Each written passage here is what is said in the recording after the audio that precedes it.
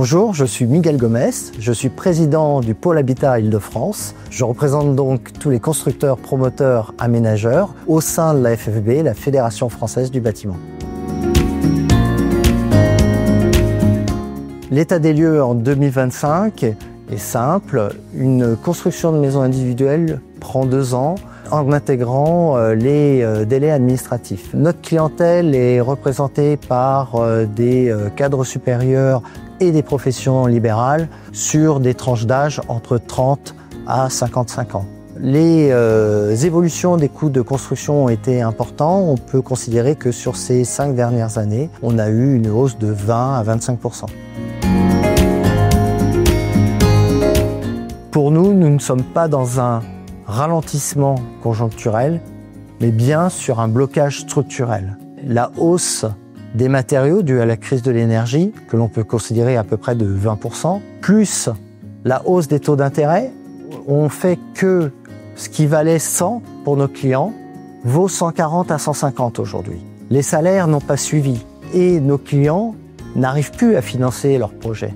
Une solution s'offre à eux, c'est souvent la migration au sein du territoire, d'aller sur l'extérieur du territoire, là où le foncier est moins cher et la valeur immobilière moins importante. Pour moi, le prix du foncier est un vrai frein et je ne vois pas d'évolution à la baisse par rapport à la rareté du foncier en Île-de-France. De plus, la difficulté administrative pour l'obtention des permis, mais aussi le nombre de recours croissant, décourage de plus en plus les particuliers dans ce parcours maison individuelle. Un autre élément, bien sûr, le gouvernement qui a une volonté de verticalisation du logement et non pas d'étalement urbain. Chaque obstacle dans notre travail doit être pris comme une opportunité. Le ZAN nous force à trouver du foncier qui est déjà construit. Nous allons plutôt opter sur de la démolition-reconstruction, voire de la rénovation lourde. Pour la RE 2020, nous sommes confrontés à des problématiques de matériaux, que ce soit sur des problématiques de CO2, ou d'énergie, ou d'isolant.